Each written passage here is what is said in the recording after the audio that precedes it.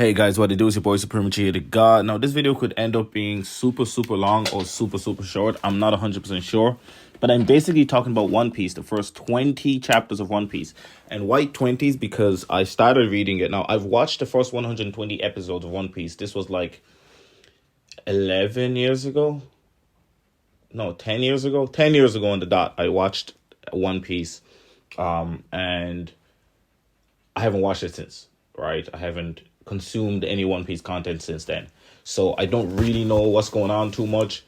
I do watch the Honored One podcast when they occasionally talk about One Piece, but I always skip it because I have no idea what they're talking about. When they're talking about Gear 5, Gear 11, Gear 29. I don't know what they're talking about.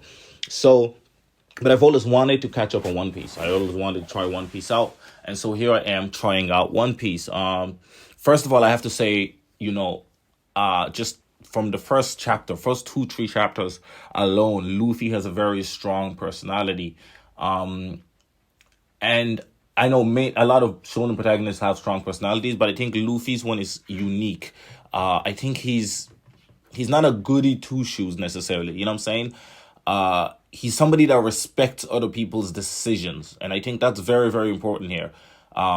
He doesn't mind if somebody decides to have a vendetta, if somebody has, as long as he thinks that they're a decent person at heart, and they're doing it for the right reason, or he thinks the reason is justified, he doesn't actually seem to mind. And this is what I'm gathering just from the first 20 chapters or so.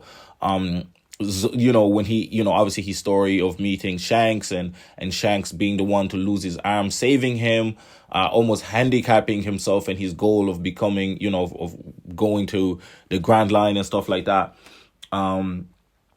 And it just, I think the genuine friendship, I think that you get from Luffy and Zoro immediately when they meet, and just Zoro's ambition and determination and the comedy aspect of it as well. It's kind of funny. It was sad but funny when Zoro was losing to this girl, and then boom, she just fell down the stairs and died. And it was like, wait, what? And Zoro was just not having it. He was like, nah. We supposed to become the greatest swordsman. But I really felt that as well for Zoro and why he's so honed in his goal. I think Luffy's goal is more aloof. It's not quite, I don't think, as emotionally attached. I think for him it is, but I think as an audience or as a viewer, for me at least, I didn't find it as emotionally moving as Zoro's goal of becoming the greatest swordsman. Nami was an interesting twist. She's a thief, literally. Again, this is a time of piracy, so people aren't necessarily good guys. Now, obviously, she robs bad people. She's kind of like Robin Hood without giving it back to the port. Excuse me. But I like her. She's interesting. She's fun. I like that they established, I suppose, the world rules a little bit. I really like the interaction between the girl and Zoro, and how, she was like, look, listen, all of you are going to be stronger than me by the time you get older.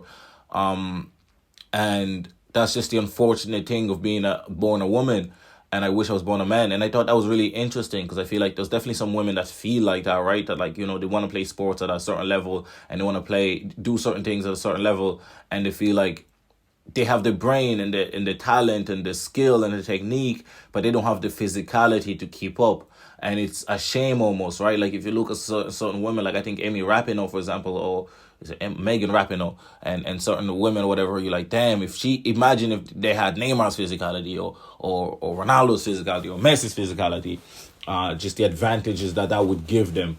And how would they compete if they were guys? You know what I mean? Just, it's interesting sometimes, and I really felt that. I know people probably like, oh my God, but honestly, I really felt that. I thought that was really deep and really good. On Oda, I think Oda is the author's name, on Oda's part or whatever. But I really, again, found it powerful again when, Luffy was like, hey, well, I'll let you free or get your swords. First he was like, I'll let you free or whatever, and Zoro was like, hey, I'm not fucking stopping this shit, bro. I'm not joining your bum ass pirate team, bro. Fuck out of here. And then Luffy was like, okay, listen, I'm gonna go take you. He talked about the swords or whatever, and he was like, all right, I'm gonna go grab your swords, but you gotta promise to join me if I grab your swords. And then he's like, I'm not giving you the swords until you promise to join me, type shit. You know what I'm saying? And this man is about to die and shit. And I like that both of them are they stare death in their face, and there's zero fear in it.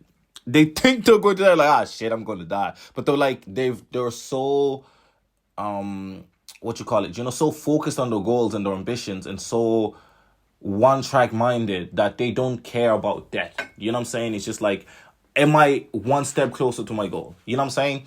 Did I die moving and inching towards my goal? If I did, then fuck it, I lived a worthy life. And if I didn't, I did not live a worthy life. Like, even when Zoro handicaps himself in a fight, when they're trying to, like, I know lots of people probably can't remember any of this, but when the first village that they meet, I think the Bugsy the Clown, when they meet Bugsy the Clown, and Zoro handicaps himself. He's already cut and he's already hurt and he's already bleeding out. He handicaps himself further and fucking cuts himself some more. He like, nah, if I lose like this, I don't deserve to ever become the greatest swordsman.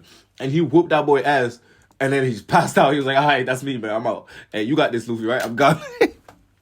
And just the trust they have on each other is insane. Even like when they were fighting Captain Hammer X or X Hammer, the first captain of the Marines. And, Luffy was just punching the kid because the kid was talking shit.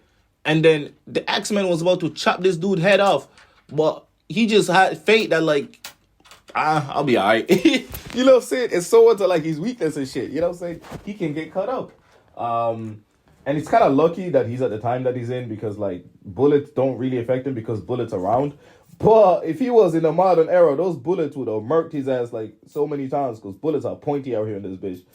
But back then, bullets were round, so it didn't really matter. They can just bounce off of him. But I thought that was, really cool. And then Zoro obviously cut the X-Men down. And that was nice. I really liked that. I'm enjoying it a lot so far. The animated thing that killed me, I don't know if it was fillers, but it felt like fillers. Some of the episodes were on the ship, and it was just on the ship for days and days, and it's just like, bro, like, I'm just trying to reach the next fucking island, bro. I'm not trying to be on this ship for fucking 10 episodes, like, you know what I'm saying? That's one of the reasons I stopped watching it. But I did the same with Naruto. I stopped watching Naruto for 4 years. There was a period I stopped watching Naruto for 4 years. It was actually from 17 as well, so it was exactly 10 years ago as well. I stopped for 4 years and then went back to it, approximately, anyway, I think it was around then. No, maybe it was before that, actually. I think it was like when I was like 14 or something. It was like 15 years ago. I stopped watching Naruto for like 4 years. But it was for the same reason. Them fillers, man, I can't be dealing with fillers. So reading the manga, the pacing is a lot better, I think, in general. Because there's no fluff in between to make shit 20 minutes, even by force, by fire, by force. Because some arcs kind of like, you gotta like stretch out times with like pauses and dramatic fucking scenes and shit. And I do enjoy watching anime and shit, but like, I think that's kind of why I prefer reading for the most part. Apart from Attack on Titan, I gotta watch that shit. I'm gonna read that shit after I finish watching it. But yeah, so that's what I think. So far, I'm very impressed. I really like Luffy. And I normally don't like protagonists. I normally like the characters around them. And it's rare for me to have the protagonist be my favorite character. I think Zoro so far is my favorite character, but Luffy is definitely, almost tied with him. Because I really like how he is. His personality is goofy, yet serious when he wants to. He's not afraid to ruffle some feathers. And he's just like, yeah, I want to be a pirate. And that's kind of it. And he just has no plan and he just fucking wings everything. And he just lives carelessly, just trying to do what he wants to do. And he just despises people that are afraid to do what they want to do. And that's it. Like, and it's just like, you know what? I fuck with that. Like, my guy really, like, is living how I want to live. And I think a lot of people want to live. And I think I understand now when Mark Phillips from RDC World said that, like, his favorite protagonist, and he thinks the best protagonist he's ever read, is Luffy, because Luffy really inspired him to think like a protagonist type shit. You know what I'm saying? And I'm trying to be a protagonist too, IRL. So, like, I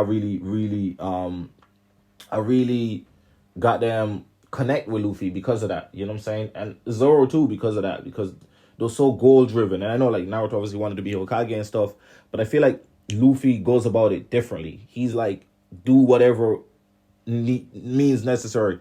You know what I'm saying? If we end up meeting and we disagree, fuck it. You know what I'm saying?